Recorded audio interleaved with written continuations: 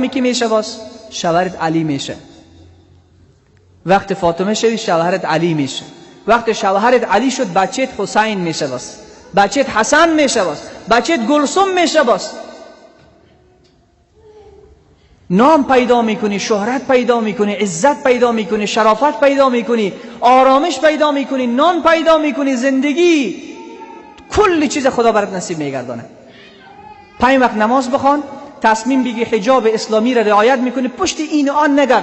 میگه این ملاقکا اینقدر دماغ هم جور شده دم حجاب من کار داره. مادر جانم به خدا قسم ملام دوست داره صورت تو را ببینه، ملام دنبال زیبایی میگرده، ولی من میترسم که صورت تو با آتش جهنم میسوزه.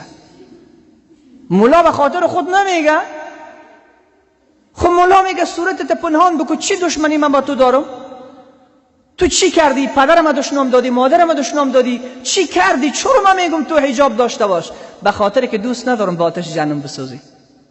دوست دارم که در روز قیامتم در جنت زندگی بکنی. دوست دارم که در کنار فاطمه باشی، در کنار عایشه باشی. فریب این آن را نخور، فریب تلویزیون سریال نخور. اینها همه تیر میشون، همه مردن و ما هم میریم، هیچ کدام ما زنده نمیمانیم. خوشا آن که پاک آمد و پاک رفت. خوشا آن که پاک، ما از مادر پاک آمده بودیم. وقت طفلک تولد شدیم بدون گناه، پس توسط گناهایی که انجام دادیم خود آلوده کردیم، خود آلوده کردیم. بنابراین نماز 5 وقت در وقتش، حجاب اسلامی رعایت کن، به شوهرت احترام بگذار. هر چقدر بد اخلاق است تو به خاطر خدا حقش بجا بکن.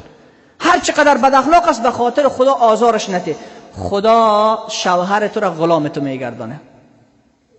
یک زن عرب را تاریخ نوشته میکنه، یک روز یک از کسی به نام علامه اسماعی است، او در سفر خود در چکر خود در یک صحرا به یک چند تا خیمه رسید. دید که یک خیمه خیلی زیباست، یک دختر، یک زن بسیار زیبا صورت با یک لباس بسیار زیبا و خوشگل و عطرم زده که تمام خیمه پر از عطر است، دمی کنار خیمه نشسته است.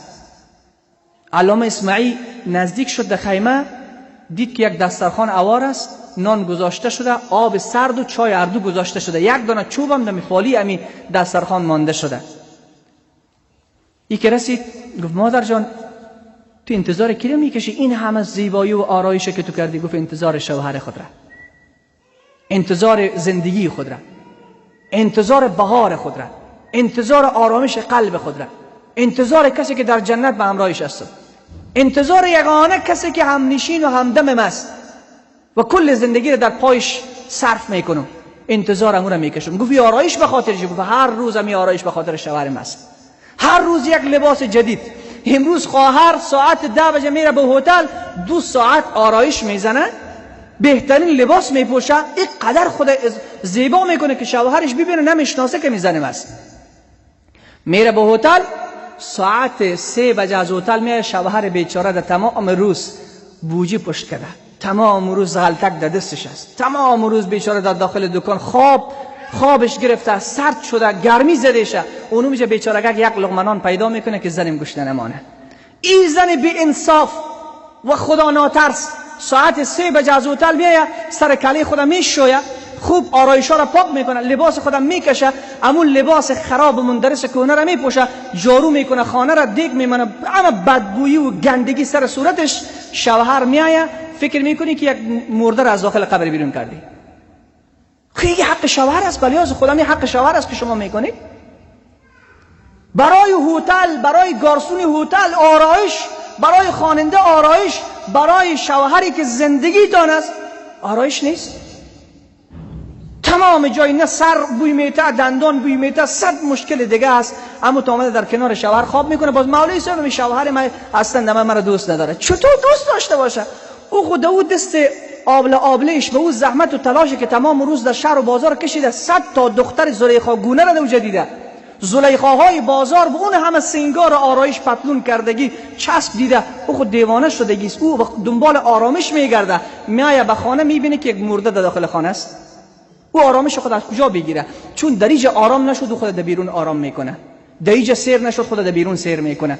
در اینجا به عفت نرسید، به بیرون بدبخت میشه. شوهر من زناکار است، تو خودت زناکار کردی مادر. شوهر من چرسی، تو خودت چرسیش کردی. پس بناهن مادرای گرامی من، به خدا قسم حقیقت همیست ولی حقیقت تلخ است. بیاین عمل بکنین مادرای من.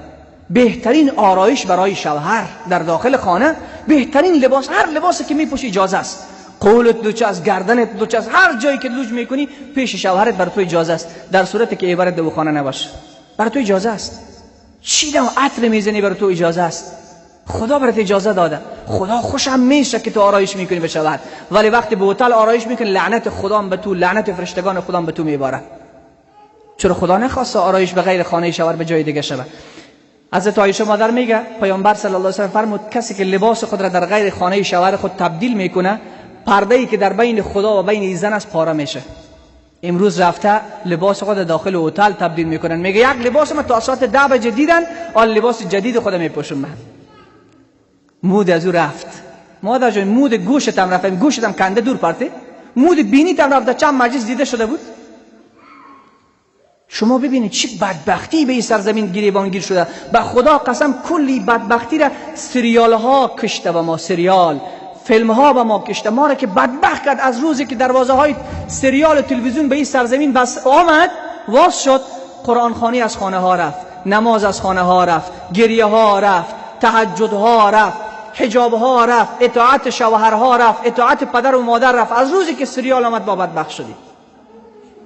از سریال کلی چیز تقلید میکنیم. از فاطمه کسی نمیگیره، از عایشه کسی نمیگیره. من خب مسلمان هستم الحمدلله، دیجاب من اسلام چی کار داره؟ مادری چه رقم مسلمانی است؟ پس بناهن مادرای گرامی، همین اطفال خود اگر نبیارین سعی کنیم، این اطفال چقدر اذیت میکنه. مادرای گرامی، من چند گپ میزنم گپ تمام میکنم. 5 وقت نماز در وقتش، حجاب اسلامی، آرایش برای شوهر. گپم تو مان راستی یک نکته و جمان و خواهر از پیشش پرسان کرد که تو آرایش کردی این دسترخوان به خاطر چیز؟ گفت شوهر من الان میای از کار، دهقان است. گفت که این دستمال به خاطر چی؟ گفت عرقایش پاک میکنم.